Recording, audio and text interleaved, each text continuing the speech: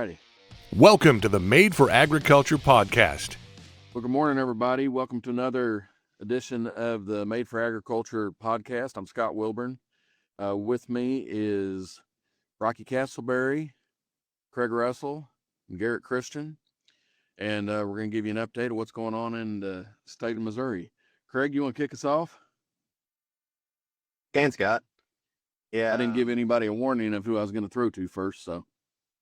No, that's all right. Somebody's got to do it, so I just will kick us off, I guess. No, we've had a pretty busy week up here this week, so some drier and warmer weathers let guys get back in the field. So we're able to get finished up planting some beans for the first time anyway.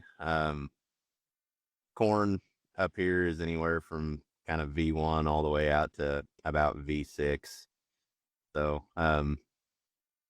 starting to see some top dress applications happening now. A lot of the earlier planted corn, you're seeing some of those last herbicide applications kind of wrapping up and everything need to be as we approach some of those label restrictions with V8 cutoffs for a lot of our herbicides. So trying to make sure we get those done and get good coverage on the weeds. So kind of there's been some challenges with some of the control of some of those water hemp or bigweed species up here. So just making sure that we're utilizing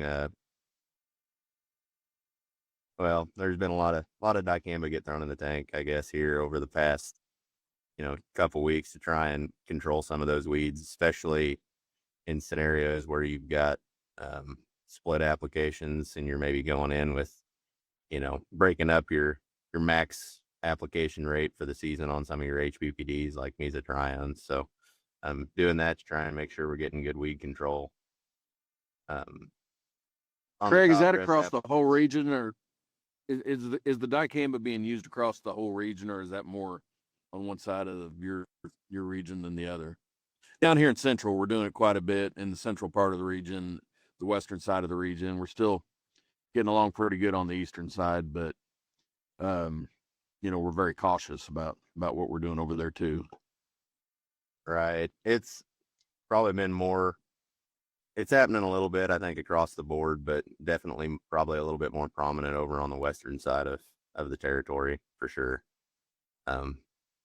Just having a lot of challenges controlling some of those weeds from a post application standpoint. So on the perks, well, one good thing, we've had a little bit better weather this past week. That hasn't necessarily granted us any favors here, prior to this last week. We've had last week, I think a lot of the highs were less than 70 degrees and we had some cloud cover and everything too. So a lot of times that can make herbicide applications a little bit more challenging. It's not the sunny and 80-degree days that we kind of typically like to see. So, but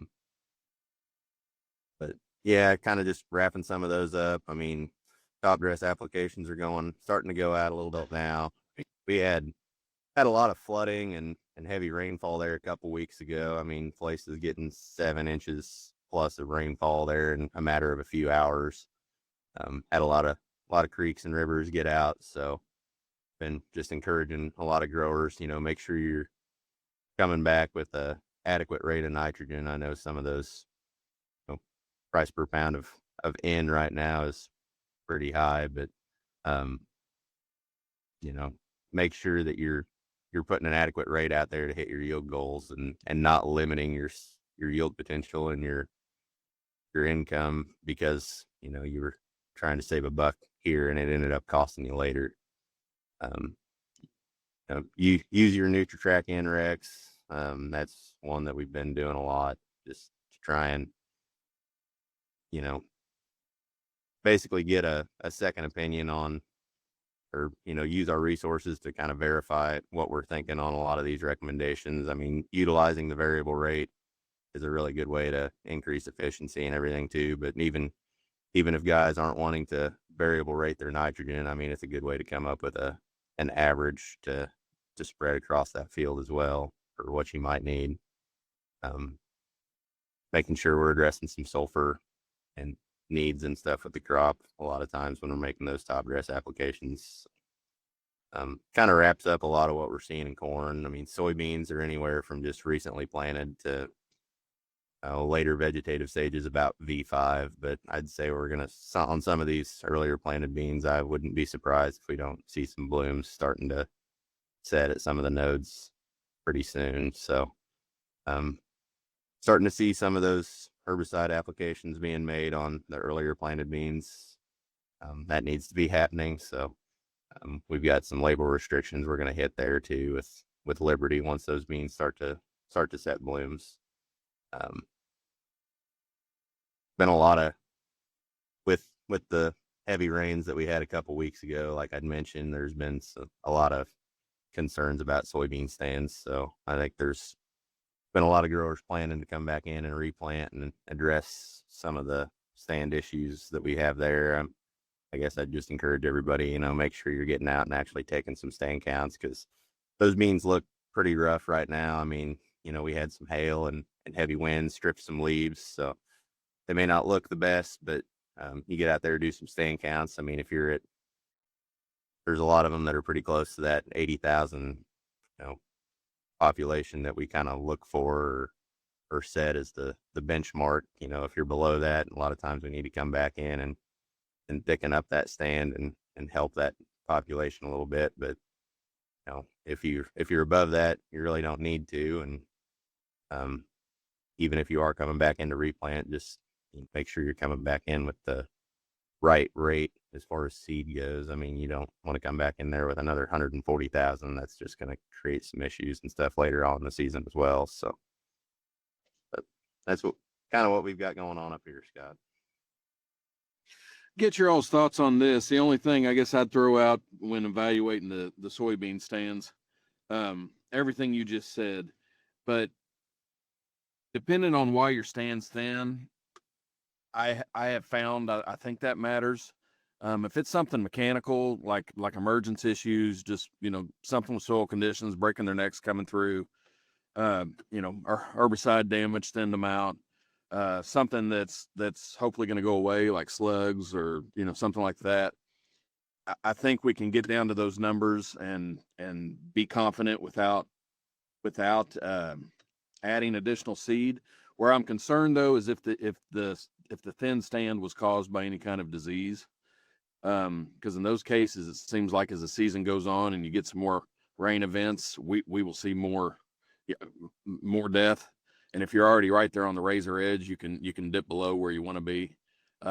Seen that multiple years, particularly with Phytophthora and I think some others, but seen situations where we plant into a stand and continue to see death throughout the season, even with the same variety planted into it. It was still from that earlier planting, that first planting. So I guess be interested to see if you all have seen similar, and I guess at least for my vantage, what I've observed is be mindful of that when determining whether or not you're going to. I've had guys keep all the way down to 50 and 60 before without any negative effect compared to the other part of the field that was perfect. So I know you can go very low, but if you have 80 and all of a sudden you end up with an uneven 40 by the end of the season because they keep dying, that's a concern. Mm-hmm.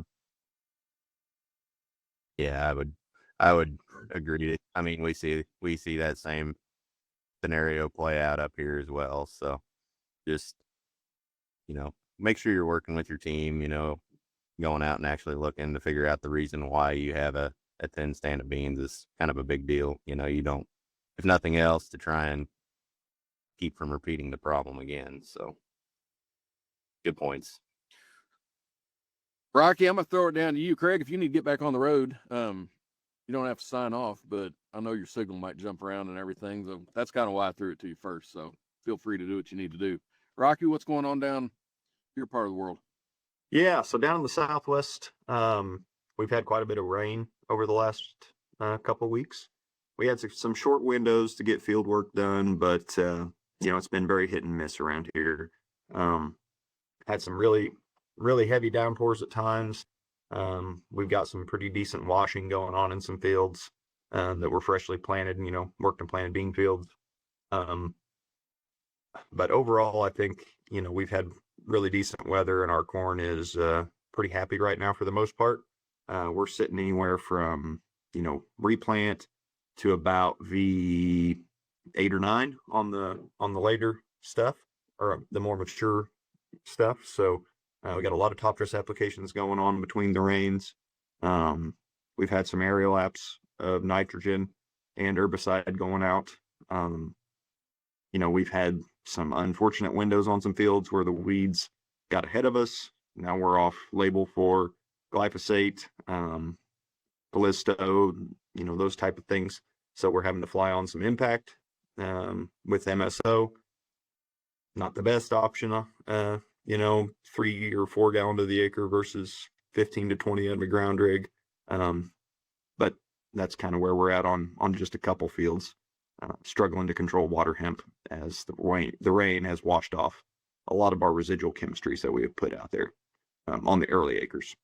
So another thing on the corn is we're seeing some potential gray leaf spot on the far south end of our territory. There are actually some recommendations for fungicides down by the state line, and they're addressing those, with some of the older chemistries is what they're going to hit it with now, in a azoxystrobin type product, and they're going to plan to follow that up with something at tassel time like Moravis, or not Moravis, I'm sorry, Trivapro. But overall, I think the corn's doing pretty well. We're still struggling with some root rots, stalk issues potentially. We're working to diagnose those as we're going through the season here. Got samples at the lab we're waiting to get back. But we could have some harvestability issues. That's my biggest concern. Nobody wants to be picking corn one way come harvest. So on soybeans, we got a really decent run on those short windows. Farmers have been really, really efficient on getting those in the ground. So we are sitting anywhere from just emerged to around V4.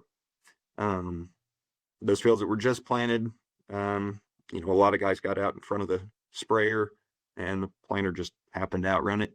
A lot of green between the rows in these bean fields.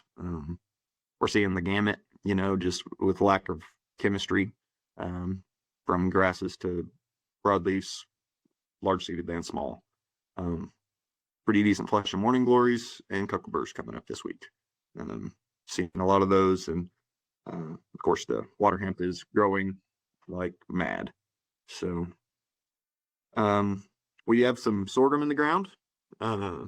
It's just getting emerged, but those acres have gone out. We got our chemistries applied timely on those. That's a crop where we are severely limited on options. If we don't get those dual atrazine or Outlook atrazine products out in front of that, we're going to be fighting it all year long. And it is not a cheap one to fix. You do have some options for like grass controls, but they are going to be the premium product, and they're going to have to be applied on extremely small grass to be effective. Products like Facet from BASF for your grasses, and I would suggest usually we run something like Husky for your broadleaves and water hemps. I've had really good luck with Husky. It is a little hot on the Milo, but if you're into that situation where you got some water hemp that are out of hand, that's a good option. So wheat down here, we are very close to harvest. I expect combines to be rolling maybe as soon as we dry out. There's some fields that are awful golden right now, and if we could just get the rain out of the way for a couple days and get some sunshine, I really think they'd be rolling sooner rather than later. So we'll be an early harvest this year for sure. That's what we got, Scott. Garrett, what's going on down southeast part of the state? Well, I'd say what little bit of wheat we have, it's the same situation as Rocky. It's pretty close. Here in another week or two, it'll be coming out. There was a little rust that came in on it, but it was too late to matter to do anything harmful.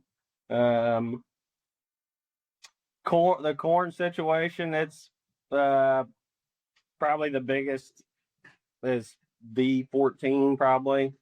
Probably a couple weeks from tassel and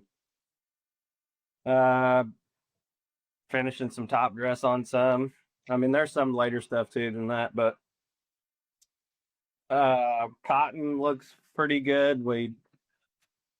I had some replant, and from what I've seen and talked to, it didn't seem to matter. Guys were on the fence. Should I replant this or should I see if it'll work? And some hedged, and it didn't seem to matter. The replant popped up and took off growing, and the other stuff's kind of popped out of it. So, the rice, we're putting our last shot or our last herbicide shot on and fertilizing and flooding.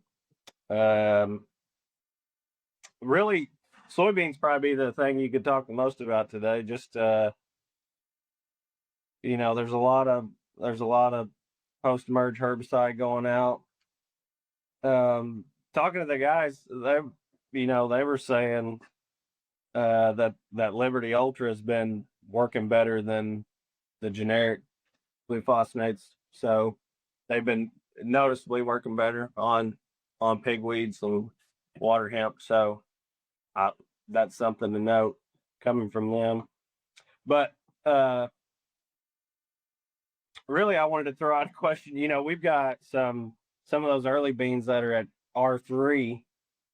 So, the more that we plant beans early, the more we'll find ourselves in these situations. What's everyone's thoughts on fungicides? Here we are, it's May 28th, 29th. What's everyone's thought on fungicide? We got R3 beans. Anyone have any thoughts on that? Who wants to go first? I think he's teeing you up, Scott. Probably. I was going to try to keep this short though, and he just, we're still on the front side of the summer solstice.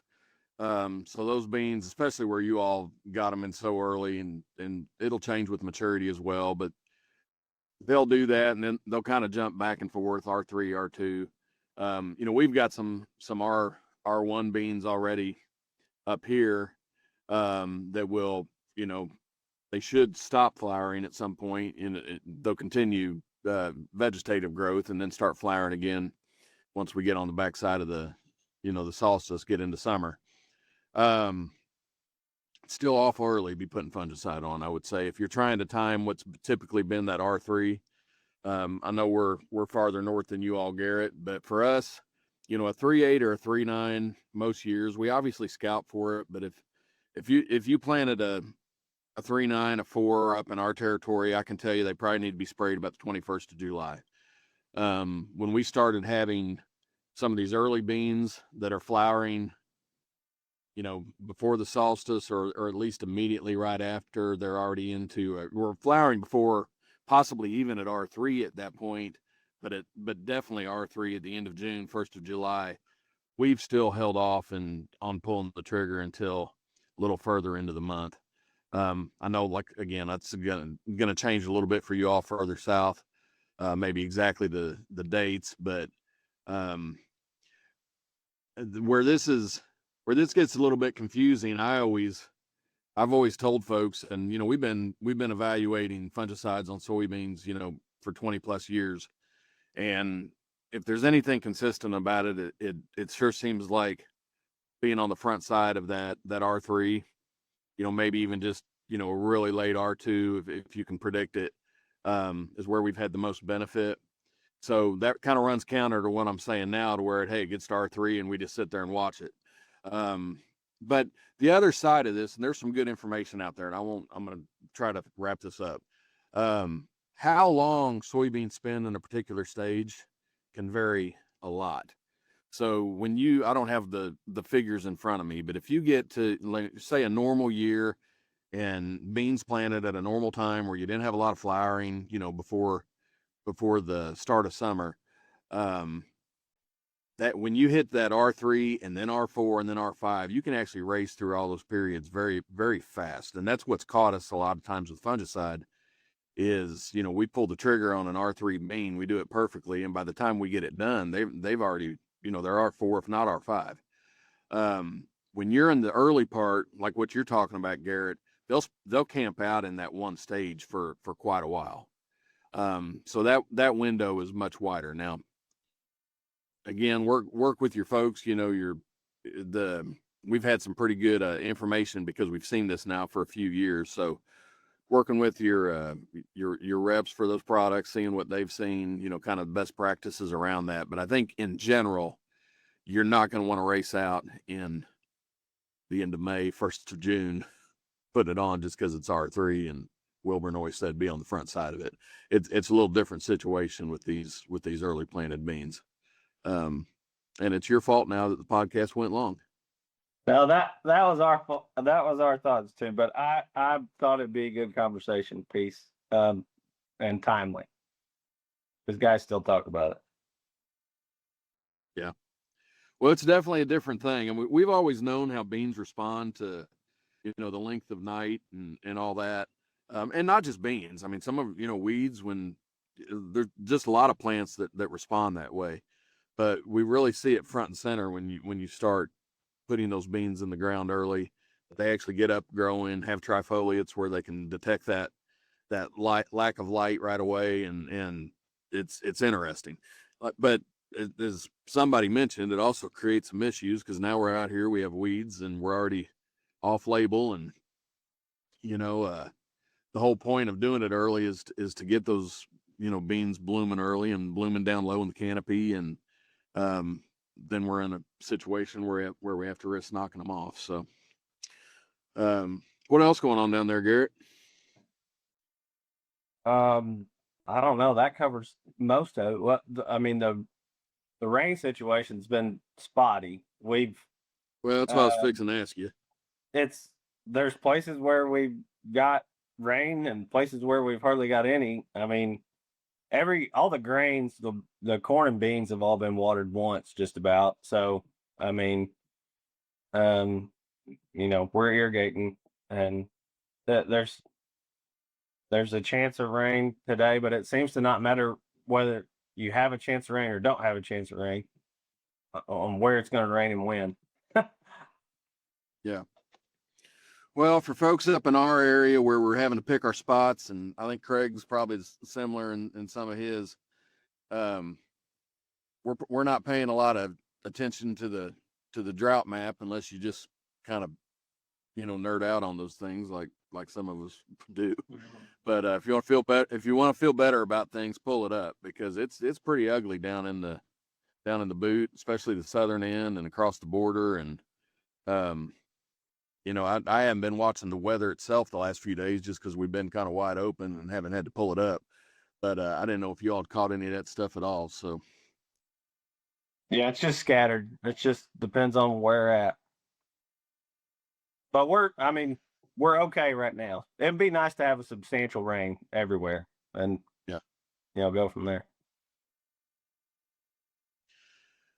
Well, up here in Central, we're anywhere from planting corn to probably V9.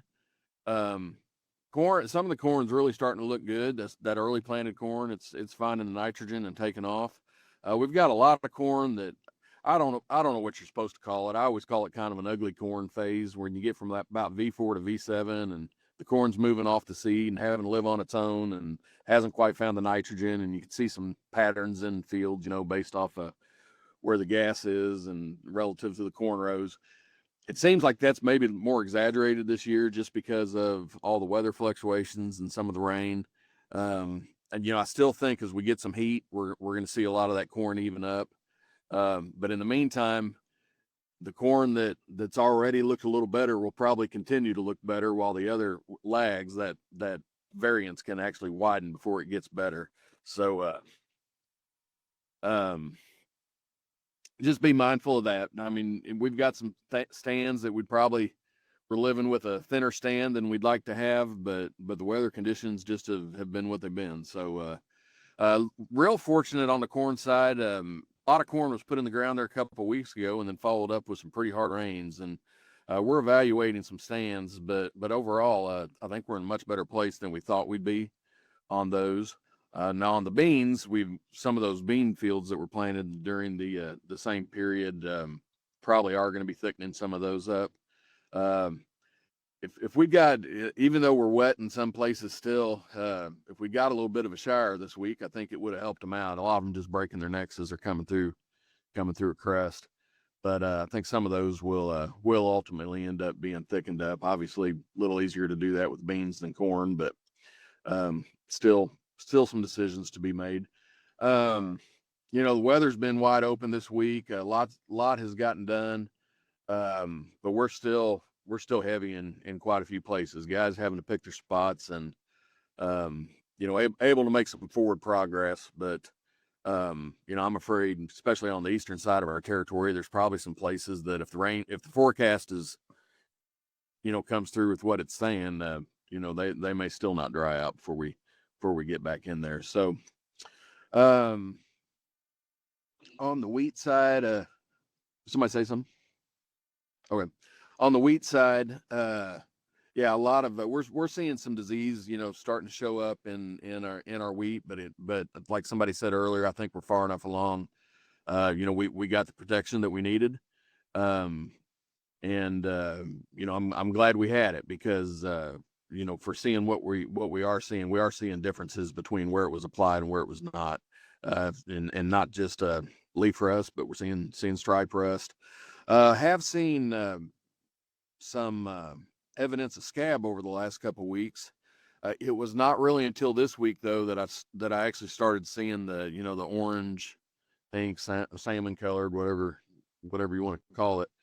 I always say pink, and then my wife tells me it's salmon. But anyway, starting to see that stuff this week, which is that's kind of indicative of the fungal growth and possible mycotoxins and all of that. So just be mindful of that. If anybody's listening that has weed, I mean, just keep that in mind as you're setting your combine. Try to blow as much of that stuff out the back.